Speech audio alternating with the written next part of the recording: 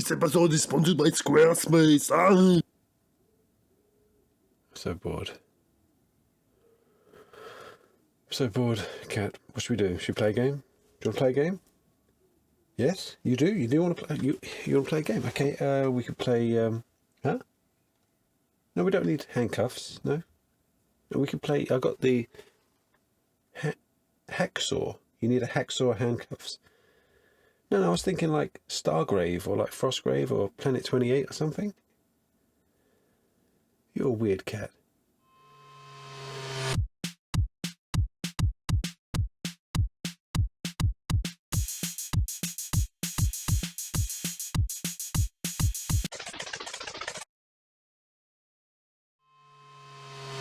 Hello everyone, welcome to episode 45. It is really hot in here. So hot. Basically, I love playing Stargrave and Planet 28 and tabletop war games like that. But I just want it more compact, travel-sized, you know? So I'm going to take your 28mm sized terrain and scale it down to 10mm size terrain, which is basically like dividing it by 3. I'm not going to get too technical into the scales and all that. You should go watch my friend Narb at Narb Makes. I'm sure he has a video on that. Basically, I just want to shrink a whole tabletop war game into a case, a small case like this. I keep doing this. I will just show you the case in a minute. I might magnetize it a bit, just a bit. Travel games have to be magnetized, you know, because you're playing in the back seat of a car, you know, when you're going on holiday. No one's ever done that, ever. Anyway, so I used a 3D printer twice. Once I printed a bead, and the second time I printed these 10mm characters, because I've always had this project in mind. I've always wanted to make this game board, and look at that, tiny. And he's about a third the size of a 28mm character. Important that, remember that. So whilst perusing my local charity shops, or thrift stores to you Americans, I found this backgammon board, and I thought, no one plays backgammon anymore, that's sad. So I decided to turn this into a miniature tabletop war game board, so, you know, just a bit cooler.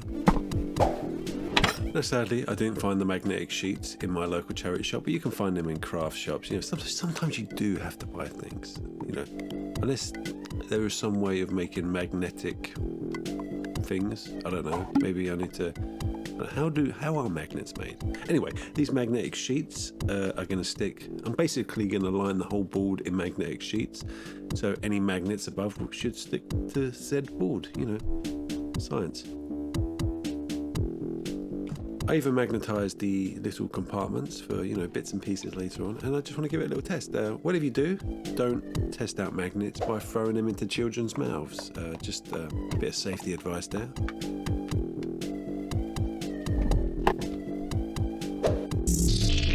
So this episode is sponsored by Squarespace. Now, if you've ever wanted to make a website and you're not really sure how to do it, Squarespace is the place to go. Look, you get provided with hundreds of templates like these just here, and they're all pretty cool designs, I'll give them that. And say you want to make a website about pickles. Look, oh, there we go. There's a pickle website. You can literally open this up, change the names. There you go. You have a pickle website.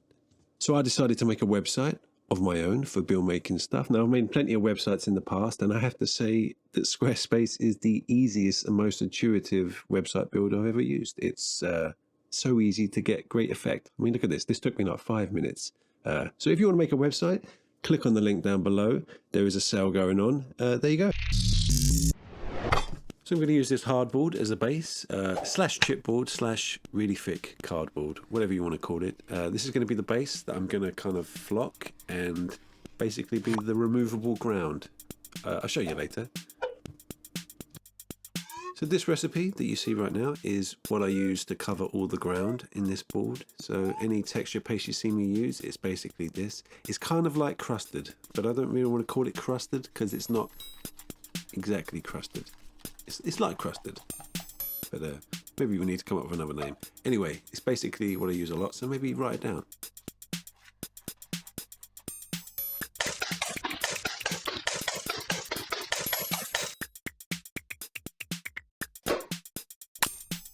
So I like to keep a glass jar handy with a lid because I always like to store this stuff. It lasts quite a while, and if it kind of hardens, just add a bit of water and it reactivates.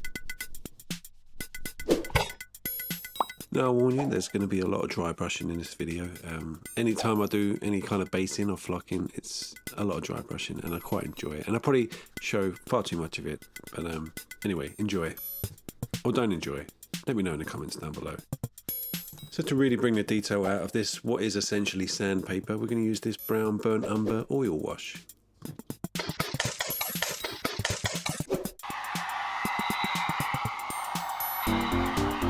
And then we dry brush again. I did warn you actually. Anyway, while I'm doing this, you can look up Daniel Drybrush, the inventor of the dry brush technique. He's a fascinating fella, fascinating.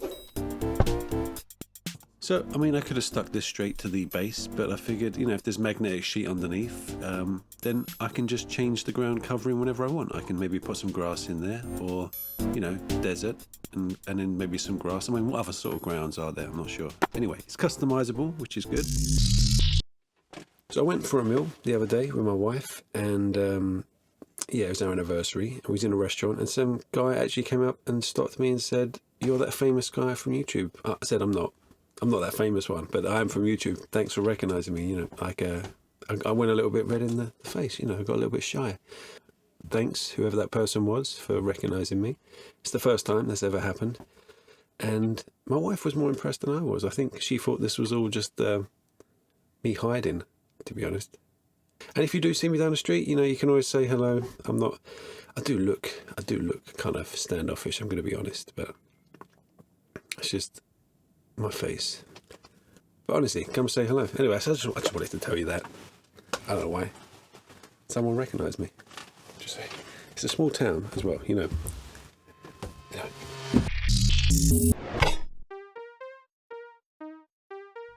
So, with the ground done, I want to make some cliff faces, like mountains and ridges, and I'm going to use this XPS foam because that is what you use.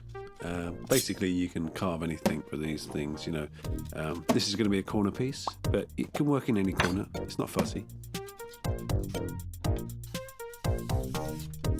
So, to stick this XPS foam together, I use some hot glue from a hot glue gun, funny that, for that short-term hold, and I use some PVA glue around the outside for that long, you know, that long caring hold. I learnt this trick from Tinu, from Craftastrophe, go check him out. He gives you the best holds, he really does. I mean, so gentle, I mean, so caring. Thanks, Tinu. Where was I? Oh yeah, if you take your knife and you carve along horizontally like this, and then you take your knife and you carve vertically, just like that actually, it's quite funny, you can make some really cool cliff faces and sedimentary rock faces. I learned this trick from Eric at Eric's Hobby Workshop.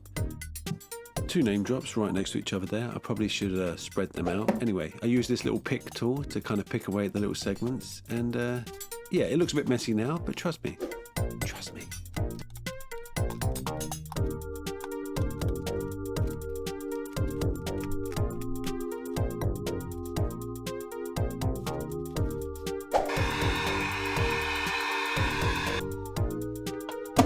So to keep these cliffs magnetic, I'm going to stick magnetic sheets on the top like this and just cut it to shape.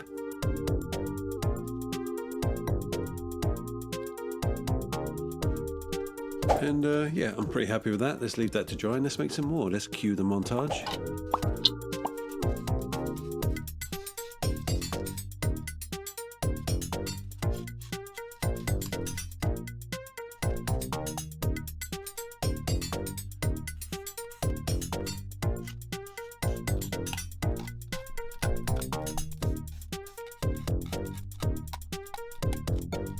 So these cliffs are looking pretty good, a little bit jagged and a little bit messy, so I decided to take my heat gun and just kind of melt them a little bit, you know, just a little bit. And there you go, that looks like a really natural formation. I mean, despite the pink, don't worry about the pink, we're going to paint it. But that is my favourite technique for rock faces, so thank you Eric for that.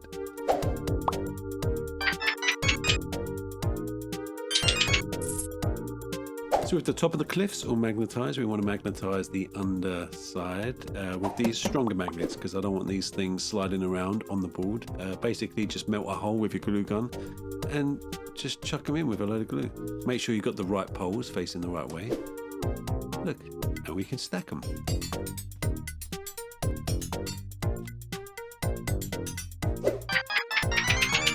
So So off camera I made a few of these. These are basically the same thing, just smaller with a magnet in the bottom, and they can just go anywhere just to add a bit of variation to the rock. I don't have to show you everything.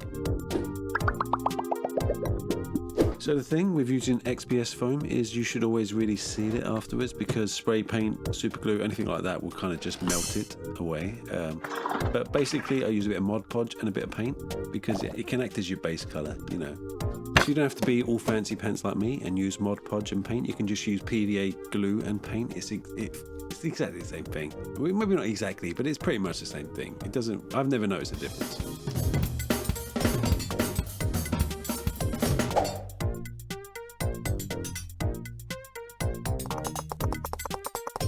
So after making these things and priming them, I completely forgot that 10mm guys might need to climb up and down them. So I should have probably carved some kind of slope. Yeah, it's annoying.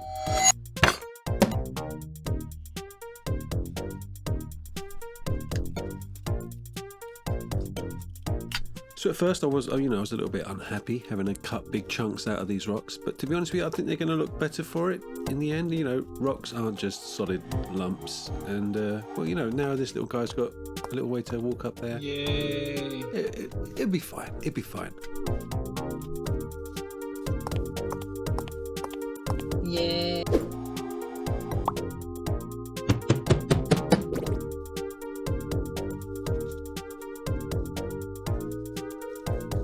So with our rocks sorted, I'm going to coat the whole top in that crusted 2.0 stuff. Basically I want to try and hide that line where the magnetic sheet is stuck on top. Side note, I don't usually use sponges on sticks. I thought they were kind of useless, but they actually work really well for things like this, spreading out pastes. I actually watched Nick at Abandoned Miniatures, another name drop, and I saw that he uses sponges a lot, so I thought I'd give it a go, and now I quite like sponges on sticks. True story.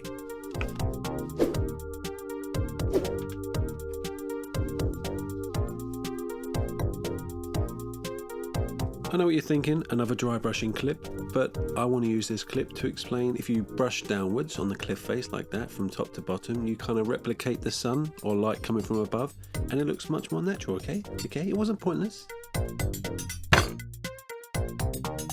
And now I'm just going to cover the whole thing in oil wash, burnt umber colour oil wash, and make sure that every part of the foam is sealed, because I'm pretty sure this white spirit in the oil wash, or mineral spirits, whatever you want to call it, will dissolve the foam. Pretty sure.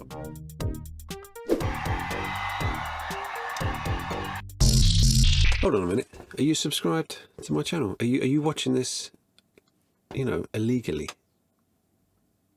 It's not illegal. You can watch it without subscribing, but if you enjoy the channel, why not subscribe?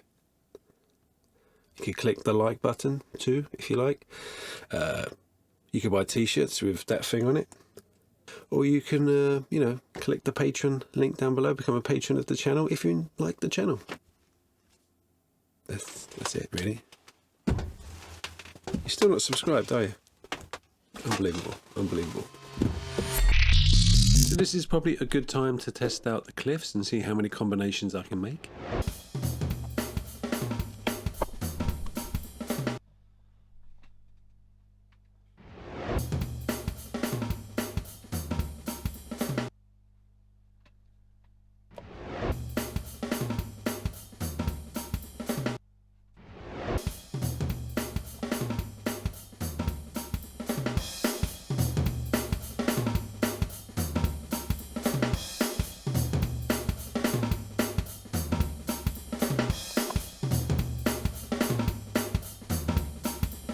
Make sure it all fits into one side of the lid, and then you can close it and it all stays in place. Look at that. So now with the base done and all the cliffs done, I can have fun and make some 10mm scale buildings. I want them to be kind of weird, but I've never made any 10mm scale buildings, and it'd be interesting to just experiment. So these guns look pretty good to me. I'm thinking I'm going to use those, but we'll see. So anyone who 3D prints will know what this is. This is a support for a miniature, and it basically looks like a 10mm scaffolding, and I'm thinking, you know, rusty scaffold ruins maybe.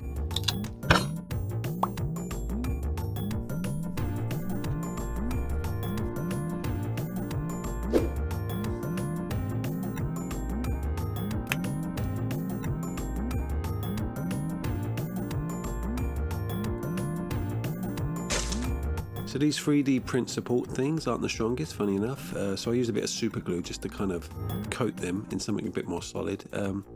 But to be honest with you, any 10mm terrain is going to be pretty fragile, I think. Anyway, we're going to magnetize the whole lot. Hello, Miss Ellswood. Time to do a bit of flocking. If you're curious as to what I'm flocking with, there's a video up here, if I remember to do it.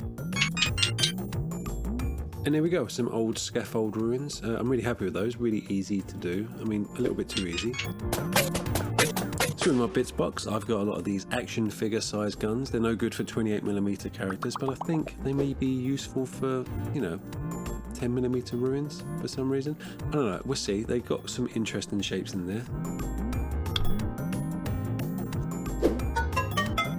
So I guess the theme I'm going for is broken down ancient machinery, you know, in a blasted desert kind of terrain. And this thing looks like some old machinery that's broken down. I mean, considering that was a toy gun, you wouldn't know it. That's perfect. So easy to do. This is fun.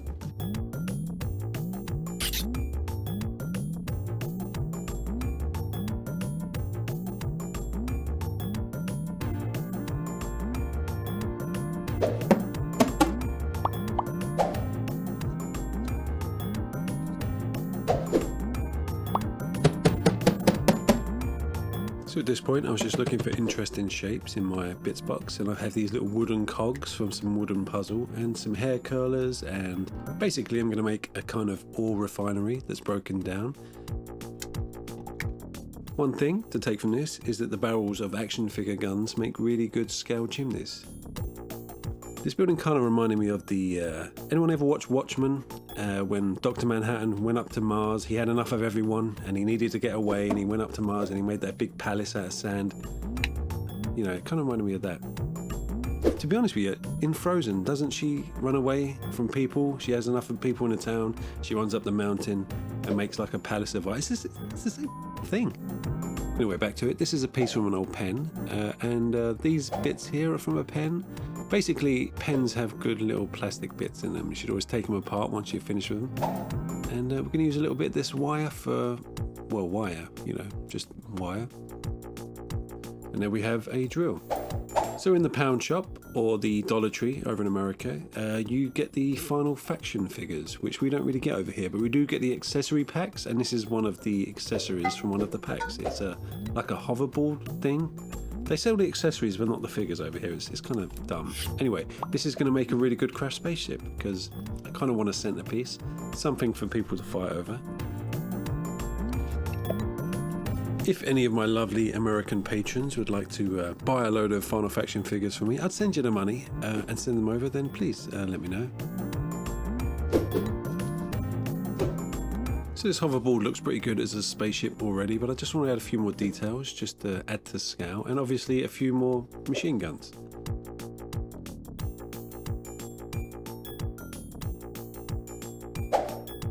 Now we have to get some kind of rhinestone in here somewhere, so this is going to be the window.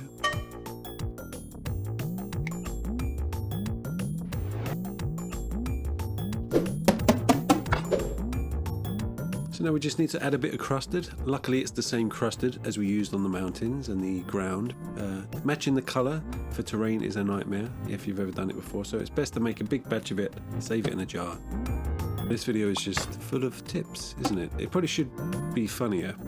I should always be funnier, let's be honest, but I probably should add more jokes in here. But I'm just so full of tips today.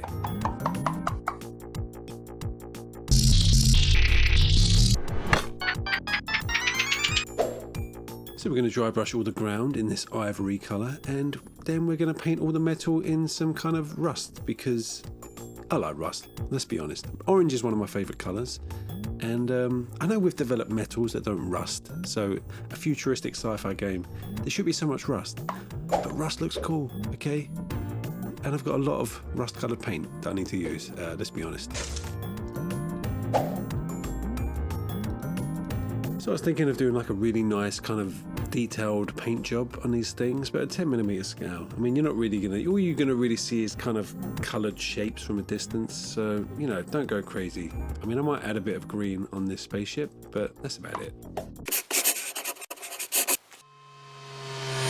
So there we go. That was quite a lot of hard work, but it's quite fun. I quite enjoy making 10mm terrain. There's lots of possibilities there. You know, even if I don't like the terrain I made, it doesn't take up a lot of space, which is the point.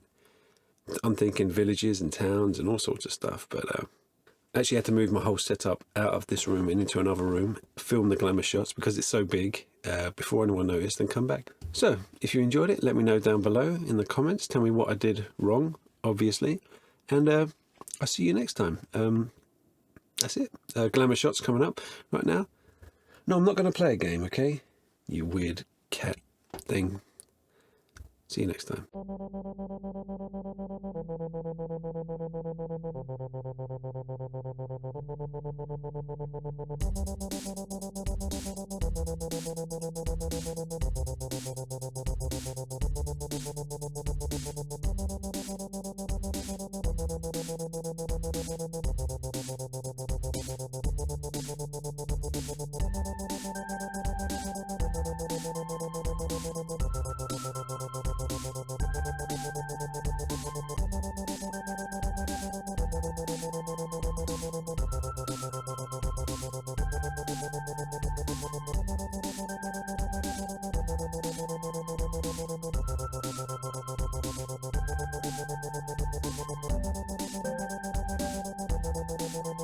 So I forgot to mention earlier, but I made these little rulers. They're basically rulers that show inches to this scale, so an inch divided by 3 pretty much, and they've got little magnetic strips at the bottom. Look at that.